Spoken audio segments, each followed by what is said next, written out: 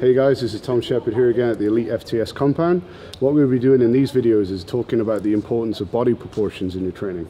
So essentially, how your own body proportions is going to determine how you should lift, what naturally weak and strong muscle groups that you're going to have, and also how you should adjust your training volume and exercise selection to account for that, okay? So the first, body proportions is going to affect a lot of things, okay? And the most important thing it's going to affect, we've got right up here, is the leverages that happen on your lifts. So based on your proportions, your lifts are going to be different. You're going to go through different joint angles based on how long your legs are, how long your arms are, or whatever, relative to each other. So what that means is you're going to expect a different type of technique from someone who has long legs on a squat compared to short legs on a squat. And just to show you an example of that now, we've got two lifters over here. We've got Naomi once again, and we've got Amber. So Naomi is short femored and short legged and long torsoed, whereas Amber has got long femurs, long legs, and a short torso. So what we're going to see is when Naomi squats down, because her femurs are shorter, she's going to have a more upright, more quad dominant squat pattern compared to Amber, who, because she has longer femurs, her hips are going to sit further back, which means her torso then has to come further forward to keep the bar over her center of mass, which is something that we addressed in the footwork videos that we did earlier. So we're just going to have both of them do a couple of squats now, and you can look from the side just to see the difference in bottom position. So Naomi, if you can show us a couple of squats, and then just pause in the bottom position for us for just like a second or two, say on each one, just so we can see that. So as we can see, Naomi's got quite short femurs. She's got a pretty upright posture at the bottom of her squat. Okay. Even in flat shoes, but even without ollie shoes, she's naturally quite upright, very quad dominant, got quite a lot of forward knee travel. Okay. So what we're going to do then is we're going to have Amber come over, who's basically got the total opposite proportions to her in terms of the lower body. Amber's way long through the femur, and what we're going to see with her is when she gets to the bottom position, her torso relative to the floor is going to be much more bent over, because she has to, because since her hip travels further back because of the femur being longer, her torso has to go further forward to keep the bar over her center of gravity. So just pause a second for us in the bottom position. Perfect. So as we can see, the joint angles that we're seeing, up you come, just one or two more if you can, please. So what we're seeing here is the joint angles that these two lifters are going through at the bottom of the lift are quite different from each other, okay? And that's going to change the recruitment pattern, as in what muscles are going to get loaded more or less, and you come. And also then, because of that, it's going to determine what muscle groups are generally going to be weak in that movement pattern and where the sticking points are going to be. So, you can cut. So, what your proportions are also going to affect is which muscle groups are going to be relatively weak or strong based on which ones get used more naturally in the big basic movement patterns, okay? So for example, Naomi being short femored, she's naturally going to get a lot of quad recruitment in her squat because of the forward knee travel and upright posture. Now you compare that to Amber, her squat, because of the amount of hip flexion that she goes through, is going to be way more posterior chain dominant. So for her, like the back squat is actually not a great choice for building up quad strength, for example, whereas it would be a great exercise for Naomi to bring up her quad strength because of the way the leverages are working there, okay?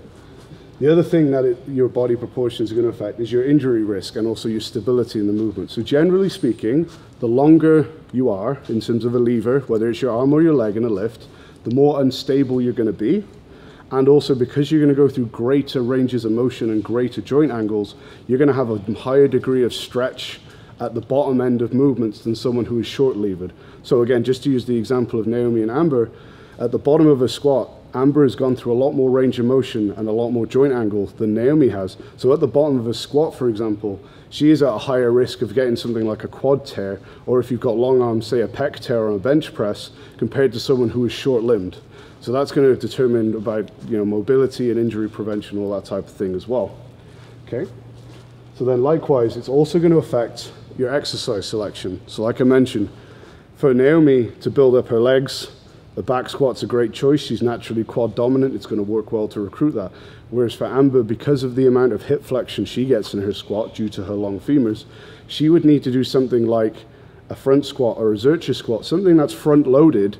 That's going to mean that her squat becomes more quad dominant, because what we're going to get with a front loaded squat, because the center of mass is further forward, she's then going to stay more upright and be more knee dominant relative to her back squat, which is going to load her quads more. So a back squat for her is not going to build her legs, but something like a front squat or a Zercher squat would be a good choice for her. It's also going to affect how you assign your training volume and your exercise selection, which we're going to address down here, okay? So again, going back to the example, let's just use leg length for now, and we'll address arm length in a minute. If you have long legs, by proxy, then you also have a short torso, because you have to be made up of something, right?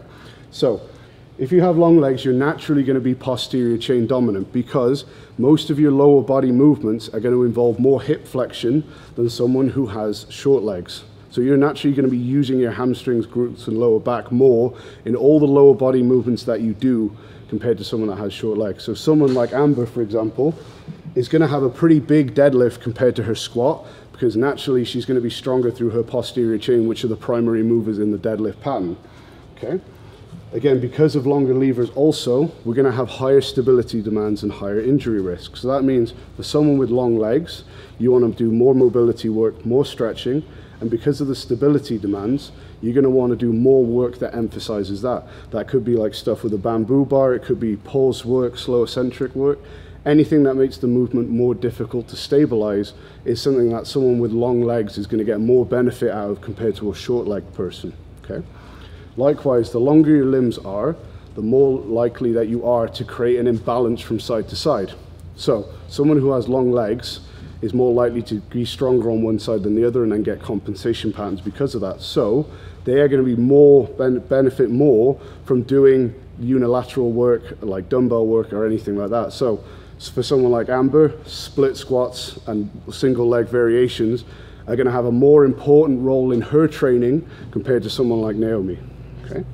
And then likewise, Amber, because she has long legs and a short torso, because this lever is so short, she's going to have not a lot of need for direct core and lower back work, purely because when this lever is so short, the stress levels on that compared to the leg are going to be very low. So that is very rarely going to be the weak point in the chain. It is almost always going to be from the hip down as opposed to the hip up.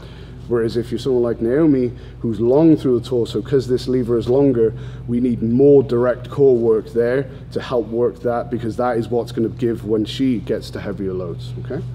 So then just to brush through the opposite side, if you've got short legs and a long torso, whereas a long-legged lifter would be posterior chain dominant, you're going to be anterior chain dominant, which basically means quad work, okay?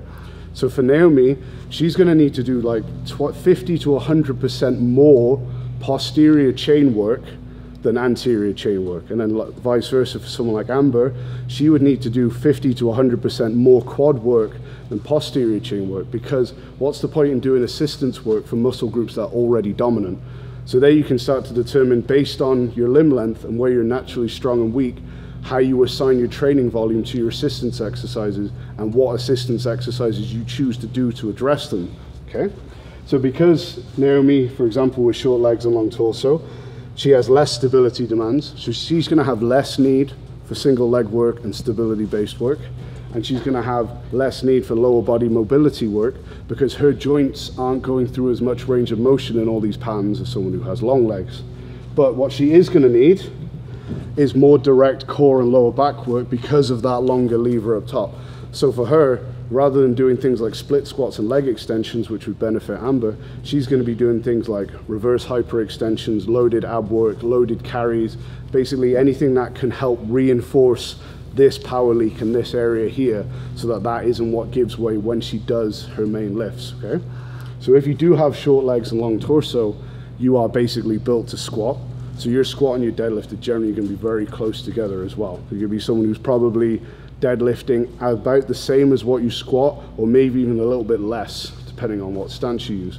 But if you do have short legs, generally speaking, that's going to mean that you favor using a sumo stance. And the reason for that is the main benefit of sumo is that it reduces the lever on the hip, because it allows you to get the hip bone closer to the bar. So when the hip bone is closer to the bar, that lever is shorter, so the extension demands on the hip, i.e. the posterior chain, is going to be less. So if that is naturally where you're weak, you're going to benefit from making that lever shorter and working in your favor.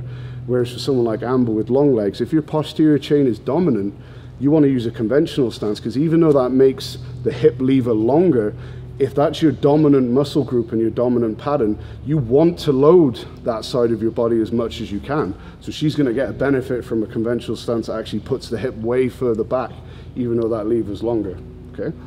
So that's just a brief look at how your body proportions can determine a lot of things within your training. What we're going to do in the next videos is actually use two guests that we've got here and use them as an example of how we would choose assistance work and exercise selection based on their movement patterns and their body proportions. So tune in for that one.